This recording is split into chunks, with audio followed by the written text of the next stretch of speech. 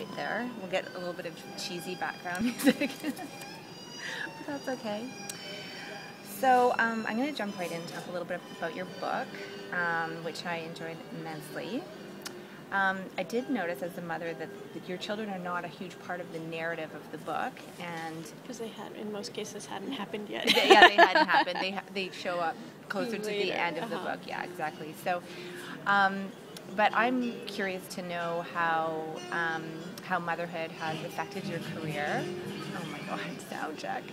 And you know how it's affected your career. Well, I had my daughter in 2010, and so that was about 3 years into the business's history. And at that point, we were much more evolved. We were probably 600 employees. So a good time at least for me to be able to take a time out of the day-to-day, even though I was still on email all the time and the rest. But it was much more established than, say, it was then in 2008. So felt like the right time. But for me, day in and day out, for me the concept of balance doesn't exist. I think that's a false concept that's been put out there for women. In my case, it's all about compromises. I feel some days I'm a much better entrepreneur, executive, mother, sister, brother, daughter, whatever it might be. And it's just every day a sense of putting priorities on the plate and realizing that you're probably going to drop the ball in all the other areas.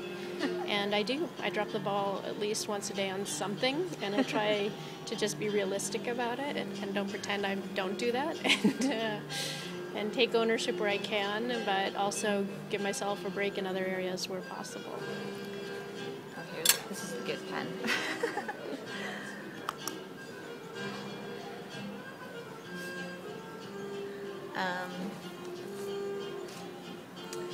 So in the book, you definitely come across as a bold risk taker, both personally and professionally. Is there anything that still scares you?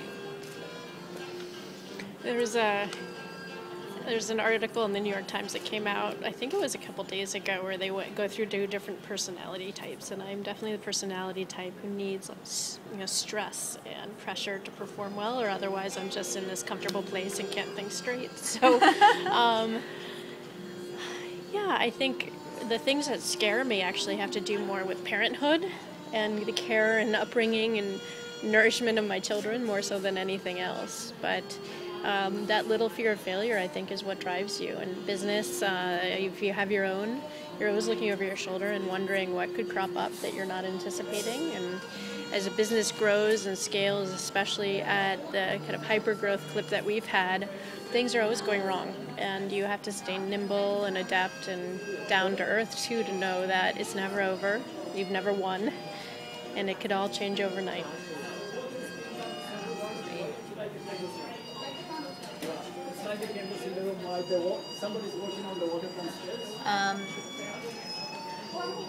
How can you tell I have a daughter too? Look at that. I know. On to lighter matters. Other than shopping, what's your biggest indulgence? Other than shopping, my biggest indulgence. Well, my husband and I like to travel, and so we take the kids as many places as we can. We're both enjoy the great outdoors, so whether that's skiing or hiking, and we go pretty far afield. And I don't know, I'm redecorating my home, and I feel like that's the biggest money pit on earth. I moved in December, so I guess that's an indulgence, but maybe a reluctant indulgence. Is there any theme to your redecorating style? I love bringing glamour into the home, and any ways that I can tie fashion into the decor.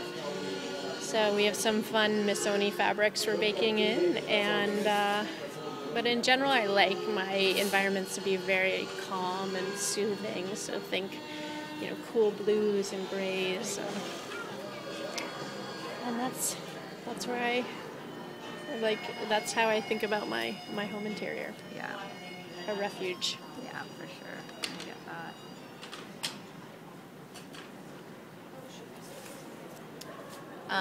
So you reference in the book a fainting incident, a near choking incident, Those are a all my voice co-founders. losing incident in Asia as signs that it was time to maybe step off the roller coaster for a little Yes. breather. What do you do now to decompress and relieve stress?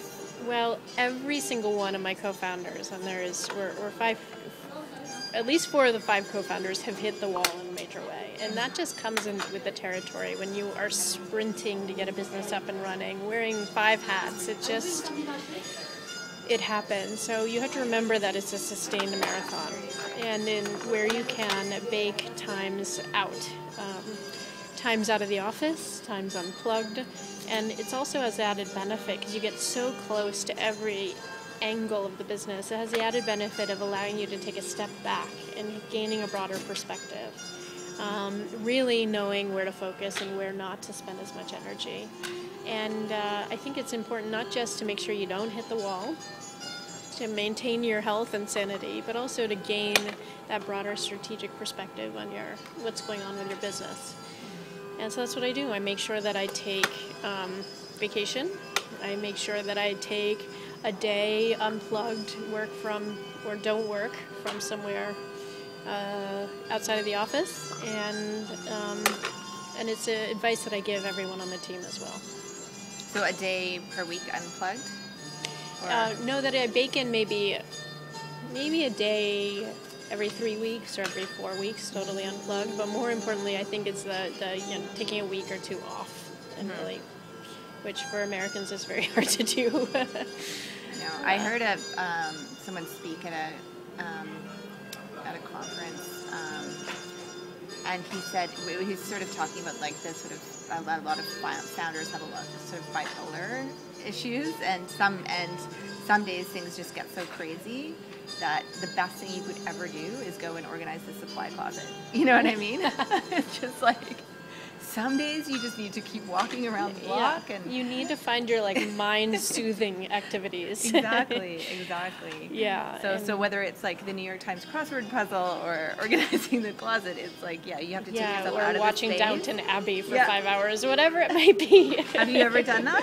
Yes. Okay. Well, actually, I guess Mad Men is where I've really done it.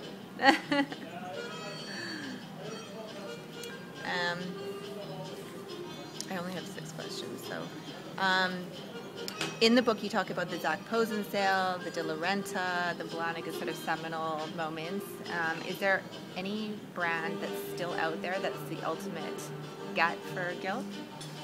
Believe it or not, we've really partnered with almost every brand you could imagine. The 2 that we will probably never, sadly, be able to feature on the site are Chanel and Dior. They just sell in their storefronts, that's it. Yeah. A bit online these days, but they'll never sell in our flash model, which is at a discounted price, considering they've never, ever, ever discounted, ever. Right. Okay, that's perfect. I think I have one last question, or that might be it.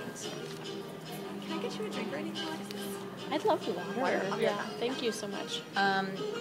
So your book ends with you talking about your Facebook store, but it feels like there's a chapter missing. Like there's unfinished business there. So I'm wondering what that chapter is or will be. Well, most of the book is through to 2010, and here we are in 2013. So there's a lot of area that we haven't yet covered, and chapters to come. Perhaps one day we file and organize to go public.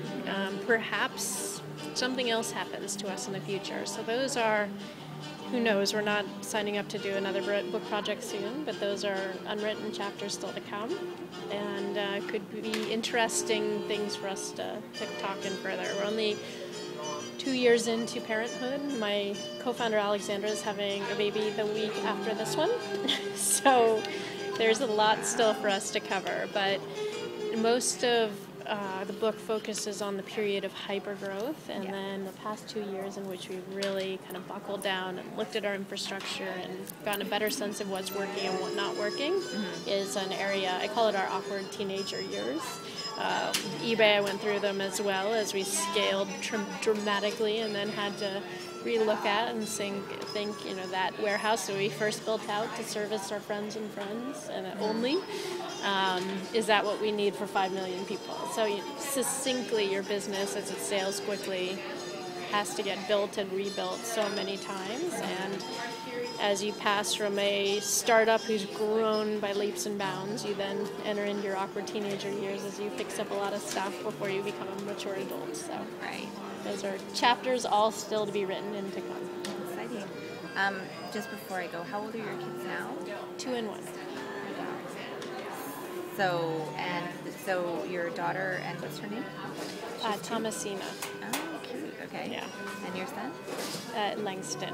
Nice. And I held it in. I was just like, So are they really close together? Or? Yeah, we're pretty close together.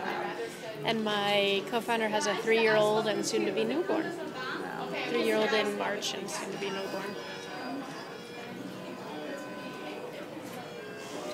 Well, thank you for taking the time. Thank you. I don't know if we can take a quick picture.